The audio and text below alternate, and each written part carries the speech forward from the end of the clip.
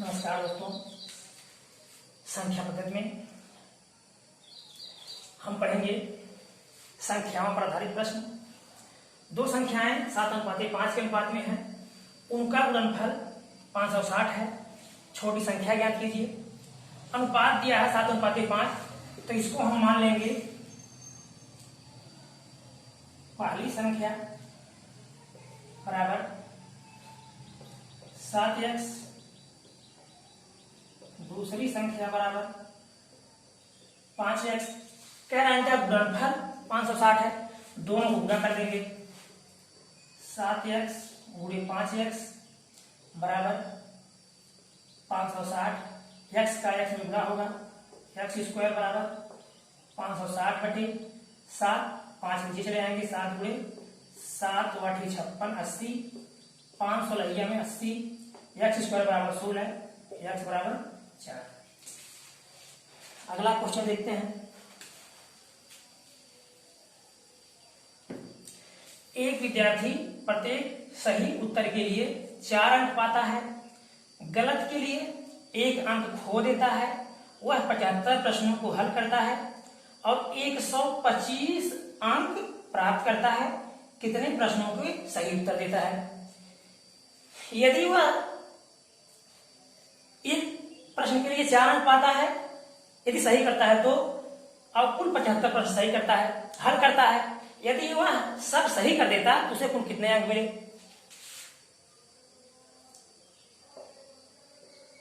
कुल अंक बराबर 75 गुणे 4, 25, 20, 28, 300। वह 300 अंक पाता, लेकिन पाता है 125 अंक। अब उसे कितने अंक काटे गए? काटे गए अंक बराबर 10, 5, 7, 175 है, काट लिए गए। हम जानते हैं यदि वह एक क्वेश्चन गलत करेगा तो जो 4 अंक सही मिलता, 4 अंक, वह तो चला गया, प्लस 1 अंक उससे पास से जाएगा।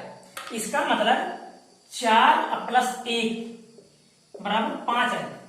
एक क्वेश्चन गलत करने पर उसके 5 अंक जाएंगे। इस प्रकार वह कितने प्रश्न गलत करता है?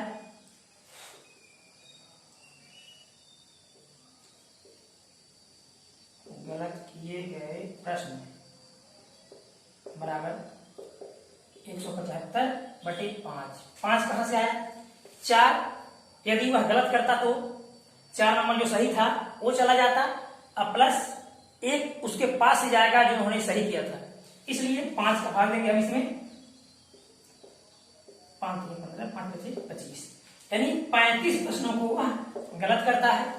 कुल प्रश्न 75 था, यानी सही किए गए प्रश्न बराबर 75 - 35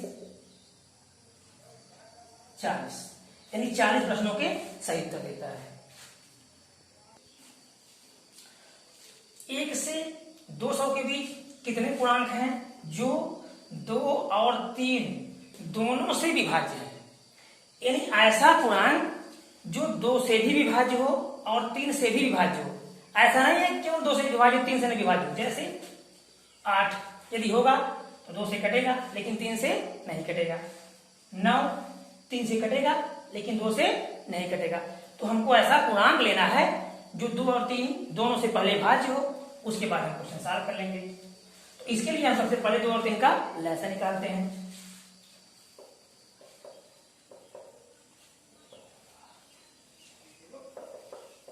2 और 3 का लसागु बराबर 6।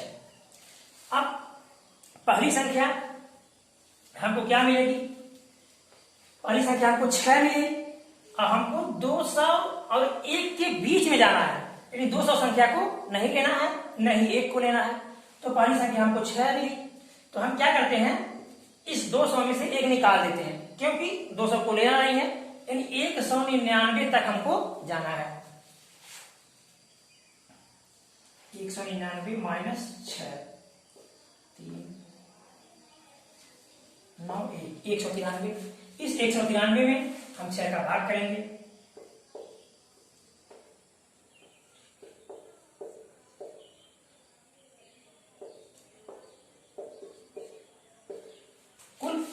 32 संख्याएं हमको मिली और एक संख्या 6 जो पहले से थी उसको जोड़ देंगे बराबर 33।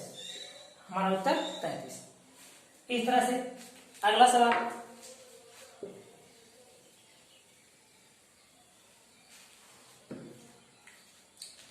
दो 200 से 400 के बीच कितनी संख्याएं हैं जो 2, 3, 4, 5 में सभी से विभाज्य है। इसमें केवल 2 से विभाज्य पूछा था, इसमें 4 संख्याओं को दिया है। तो हम सबसे पहले इनका लहसा निकालेंगे। इनका लघुत्तम समापवर्त 2, 3, 4, 5 का 60 होता है।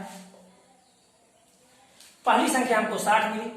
अब हमको ये देखना है कि 200 और 400 के बीच में न 200, दूसरी संख्या देखेंगे।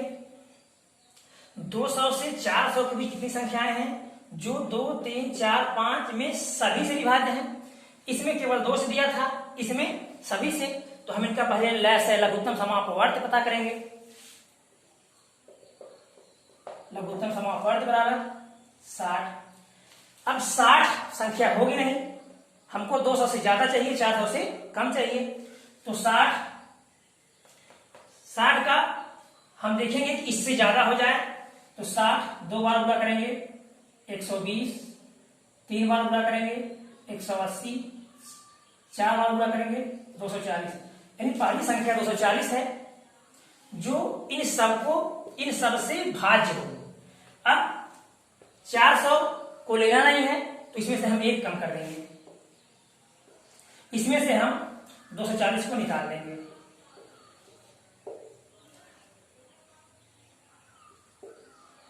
159। अब 159 में हम 60 का भाग देंगे। याद रखिएगा 60 का भाग क्यों दे रहे हैं, क्योंकि इनका लस है 60 था और 60 वह संख्या है जो इन सबसे भाज्य होगी, इसलिए 60 इनको जितनी बार विभाजित करेगी उतनी संख्याएं ये ओ, अब प्लस एक संख्या हमारे पास पहले से है 60 × 120। 39 बचा जो इससे भाज्य नहीं हो गया। तो हमारे पास 2 संख्याएं यहां मिल गई और एक संख्या यहां थी 240। तो 2 और प्लस 1 बराबर 3। कुल 3 संख्याएं होंगी जो 200 और 400 के बीच में इनसे भाज्य होंगी। अगला क्वेश्चन देखेंगे। किसी संख्या को 136 से भाग देने पर 36 शेष प्राप्त होता है। उस संख्या को 17 से भाग दें तो शेष क्या बचेगा। इसको कैसे लगाएंगे हम तुरंत, तो हम देखते हैं 136 से भाग देने पर 36 शेष प्राप्त होता है। उस संख्या को 17 से भाग दें तो शेष क्या बचेगा।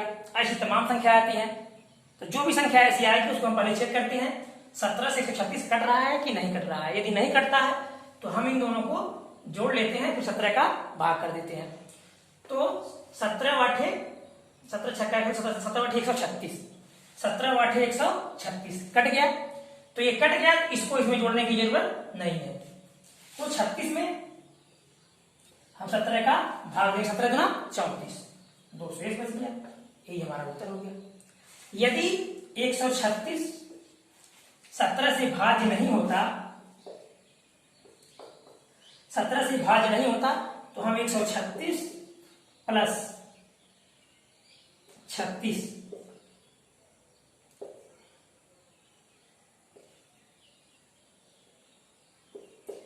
इनको जोड़ करके तब भाग देते। तो ऐसे छोटा हो जाता है, तो ऐसा क्वेश्चन आएगा तो हम ऐसे तुरंत सॉल्व कर सकते हैं। थोड़ा आप ध्यान से इसको समझ लेंगे तो फिर नहीं भूलेगा, क्योंकि जैसे हम बता रहे हैं वैसे आपको अभ्यास करना है, क्योंकि बार बार आप देखने से कोई फायदा नहीं होगा। यानी आपको अभ्यास करना है। ये क्वेश्चन हम बता रहे हैं तो आपको कई बार उसको समझना है कि ऐसा हुआ तो क्यों हुआ। अगर आपको क्यों समझ में आ गया, उस दिन मैथ से आपकी समस्या का समाधान हो जाएगा। आप मैथ में योग्य हो जाएंगे, आपको कोई बिगाड़ नहीं पाएगा। इसलिए आप सिर्फ समझिए कि ये हुआ तो कैसे हुआ।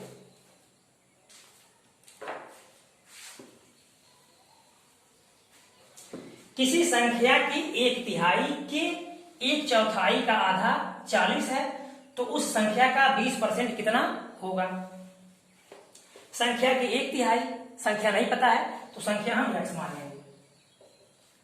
संख्या का 1/3 1/3 कि 1/4 का 1/4 का आधा 1/2 40 है बराबर 40 के। तो उस संख्या का 20% कितना होगा? तो पहले हम संख्या पता करते हैं। x बराबर इसका इसमें गुणा कर देते हैं सीधा, इसका ऐसे गुणा होता है, जो ऊपर होता है उसका हम भाग करते हैं। तो ऊपर केवल 1 है तो भाग करने की जरूरत नहीं है, लेकिन जो नीचे होता है उसका हम यहाँ गुणा कर देते हैं। 40 गुणे 3 गुणे 4 गुणे 2 गुणे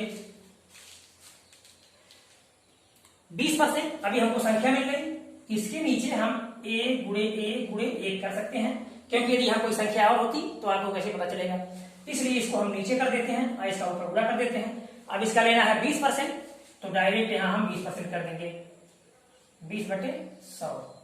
अब 1 0 यहाँ से, 1 0 यहाँ से, 4 दूना 8, 3 24, चौका 96 दूना 192, 192 उत्तर हो गया। अगला क्वेश्चन, किसी संख्या के 15 गुना में 23 जोड़ने पर 923 प्राप्त होता है, वह संख्या क्या है? किसी संख्या को नहीं पता है, सबसे पहले हम संख्या x मानते हैं। संख्या बराबर x, किसी संख्या की 15 गुना, अब इसका हम 15 गुना कर देंगे, 15x 23 जोड़ने पर प्लस 23 बराबर 923 प्राप्त होता है, वह संख्या क्या है? 15x बराबर 923, इधर जाएगा तो माइनस होगा, 15x बराबर 900, x बराबर 900/15, 15 छक्का 90, संख्या बराबर 60। अगला क्वेश्चन,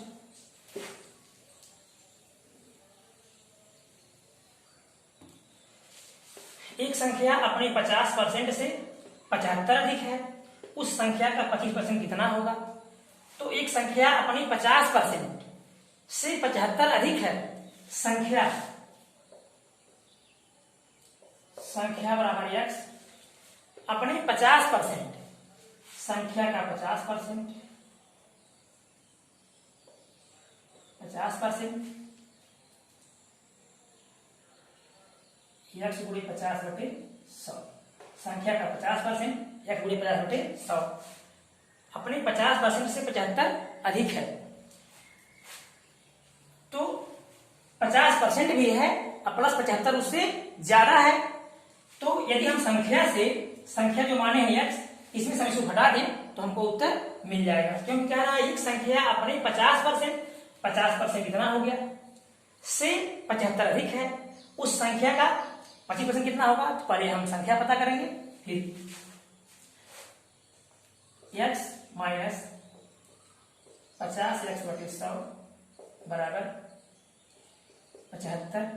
इसका गुणा इधर भी करते हैं, इसका गुणा इधर भी करते हैं, याद रखिएगा, इसका गुणा इधर भी करते हैं, इसका गुणा इधर भी करते हैं, क्योंकि बार बार ये क्वेश्चन आते हैं, बार बार आप भूल जाते हैं, कभी इसका गुणा इधर कर देते हैं तो इधर नहीं करते हैं, कभी इधर कर देते हैं तो इधर नहीं करते, इसलिए इसका गुणा दोनों तरफ करना है, यहां भी करना है और यहां भी करना है। 100x माइनस 50x बराबर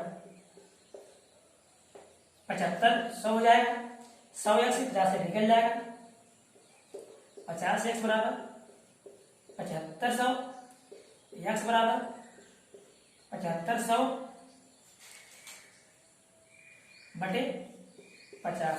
अब संख्या का निकालना है 25%, अब हम यहाँ 25% कर देंगे, 25% 25/100, 2 जीरो यहाँ से, 25 गुना 50, 75/2, 75/2 या 37 सही 1/2। एक विद्यार्थी 36 के बदले 63 को भाजक के रूप में लेता है, उसका उत्तर 24 था, 24 आता है, तो सही उत्तर क्या है? जहां उसको 36 से भाग करना चाहिए वहां 63 से भाग कर दिया, अर्थात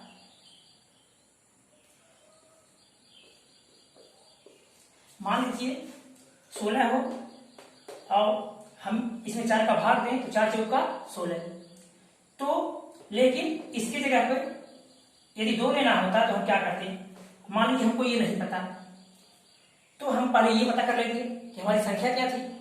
तो जो वो भाजक के रूप में लिया था 63 को, उसका उत्तर आया था 24, यानी 2 के स्थान पर हम क्या ले लिए, 4 ले लिए। अब यहाँ यदि 16 होता तो 4 चौक का 16, 4 बार जाता। तो यदि हम इसका गुणा कर दें दोनों का, उत्तर इतना आ जाएगा। उसी तरह यदि हम इसमें उत्तर गुणा कर दें तो हमको संख्या मिल जाएगी, फिर हम 36 का भाग दे देंगे तो हमको उत्तर आ जाएगा।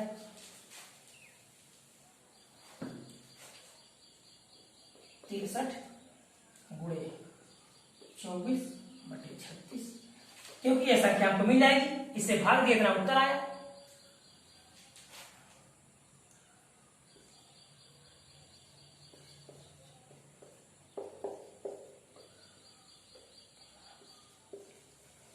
सही उत्तर 42 था।